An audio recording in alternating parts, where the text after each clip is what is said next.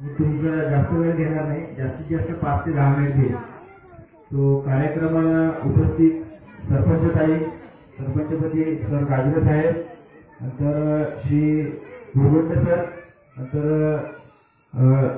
दगडे साहेब आणि चंद्रे साहेब, पत्रकार रामदास कदम साहेब आणि जिल्हा परिषद शाळेचे मुख्याध्यापक श्री छोटे सर.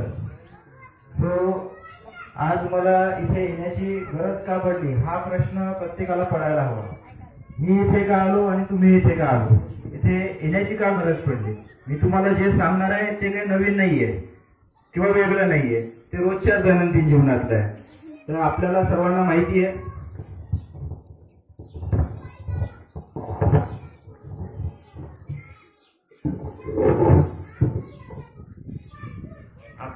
माहिती आहे की प्लास्टिक म्हणजे काय. प्लास्टिक म्हणजे हायड्रोकार्बन. हायड्रोकार्बन म्हणजे स्वतः माणूस ज्यापासून तयार झालाय तेच प्लास्टिक असते आणि तेच माणूस असते. आता तुम्ही असं कसं म्हणसाल, माणूस मेल्यानंतर अनंतात विलीन होतो, आपण त्याला अग्नी देतो. काही भाषेमध्ये काही धर्मांमध्ये त्याला कुजू देतात, म्हणजे माणसाचं विघटन होते, माणसाची माती होते, पण प्लास्टिकची माती होत नाही. जवळपास 300 वर्ष जरी तुम्ही प्लास्टिक तसं ठेवलं तरी त्याचं विघटन होत नाही. म्हणून या प्लास्टिकच्या बंदीसाठी आपल्याला काय करता येईल. एक फक्त 2 ते 3 प्रयोग आहेत, तेवढे जरी आपण केले गावापुरते मर्यादित तर आपण ते टाळू शकतो. तर ते मी फक्त तुम्हाला 2 मिनिटात दाखवतो. बोलण्यापेक्षा करून दाखवलेलं बरं, ते लवकर लक्षात राहते.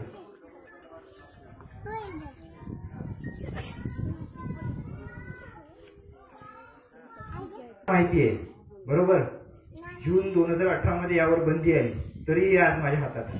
तसं जर इथे पोलीस असते तर कायद्यानं मला पकडून येऊ शकले असते, पण एक जनजागृती म्हणून हे मी इथे तुमच्या समोर आणली आहे. हे का मिळते. आज तुम्ही महाराष्ट्र सोडून हिमाचल प्रदेशामध्ये जा, तिथे प्लास्टिक बंदी आहे. तिथे जर तुम्ही गेले तर तो माणूस तुम्हाला एक पन्नी देणार नाही, ते प्लास्टिकची पिशवी तुम्हाला देणार नाही. तर तो लोकमत किंवा लोकसत्ता जो आपल्याकडे पेपर किंवा त्यांच्याकडे पेपर त्याची शिवलेली तुम्हाला पिशवी देईल. इव्हन स्त्रिया लोक, तुम्ही साडी घ्यायला जाता बरोबर, तुम्ही काय म्हणता, भाऊ एक प्लास्टिकची पन्नी द्या ना, बरोबर, कारण ते आपल्याला कुठेतरी दुसरी ठिकाणी उपयोग पडते. पण तो उपयोग झाला की आपण फेकून देतो कचऱ्यावरती. पण हिमाचल प्रदेशमध्ये सुद्धा तुम्हाला कापडाची पिशवी दिली जाते. जे आपलं महाराष्ट्र शासन दावकर साहेबांनी जो उपक्रम ठेवला आहे, तुम्हाला कापडाच्या पिशवी द्यायच्या आहेत, त्या तुम्हाला तिथं ऑलरेडी मिळतात दुकानात, पण त्या आपल्या इथं का मिळत नाही. याची कॉस्ट जास्तीत जास्त 2-3 पैसे असेल, पण कापडाची पिशवी शिवायला 5 रुपये लागतात. एवढ्यासाठी आपण हे प्लास्टिक वापरतो. यावर बंदी आहे. आपण स्वतः आपल्यात बदल केला की मला आजपासून प्लास्टिक नको साहेब, याच्यावर बंदी आहे, मला नको, तर तो बदल त्या दुकानदारात पण येणार. ठीक आहे, हे पहिली गोष्ट. सर्वांना माहिती आहे, स्त्रिया लोकांना सर्वांना माहिती. हे काय, शॅम्पूची पुडी. तुम्ही याच्या मागून जरी बघितलं तरी याच्यावर चिन्ह दिलंय कैचीचं, असं. हे बघा इथे दिलं साईडला कैचीचं चिन्ह दिलंय. म्हणजे काय, कंपनी सुद्धा सांगते की आपल्याला हे प्लास्टिक कैचीनं कापायचंय, पण याचा जो तुकडा आहे आपण काय करतो, दाताने फोडतो, तुकडा फेकून देतो. हा तुकडा न फोडता काय करायचं, हे शॅम्पू फक्त असं फोडून घ्यायचं, याला हा भाग राहू द्यायचा आणि शॅम्पू हातावर घेऊन टाकायचं. असं कोणी फोडणार नाही. पण इथून जर हा बदल आपण आपल्यात घडवला तर हा जो प्लास्टिकचा ढीग आहे हा हळूहळू कमी होईल आणि प्लास्टिक मुक्त गाव होईल. मी 100% सांगतो. हळूहळू सुरुवातीला लहान मुलांनी हे प्रयोग करा, त्यांनी मोठ्या माणसांना समजवा किंवा मोठ्या माणसांनी लहान मुलांना समजवा, तिथून प्लास्टिक बंदी निश्चित होईल. हा झाला दुसरा प्रयोग. हा डबा सर्वांना माहिती आहे.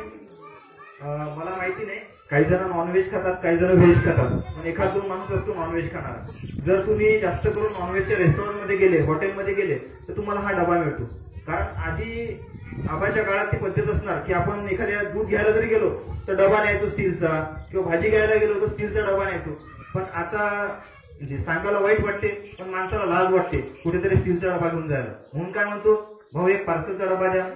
तर पार्सलच्या डब्यात मटणाची भाजी किंवा दाल फ्राय जे व्हेजिटेरियन ते टाकून आपण हा डबा आणतो. ठीक आहे, आणला, ठीक आहे, काही प्रॉब्लेम नाही. पण हा डबा धुवून आपण दुसऱ्या ठिकाणी काहीतरी उपयोग करत नाही. असे माणसं खूप कमी असतील की हा डबा धुवून घरात उपयोग करतात. याचं काय करतात, अर्धी भाजी खाल्ली, हा डबा पॅक करतात, तसंच प्लास्टिकच्या पॉलिथिनमध्ये प्लास्टिकच्या पिशवीत बांधतात आणि हा फेकून देतात.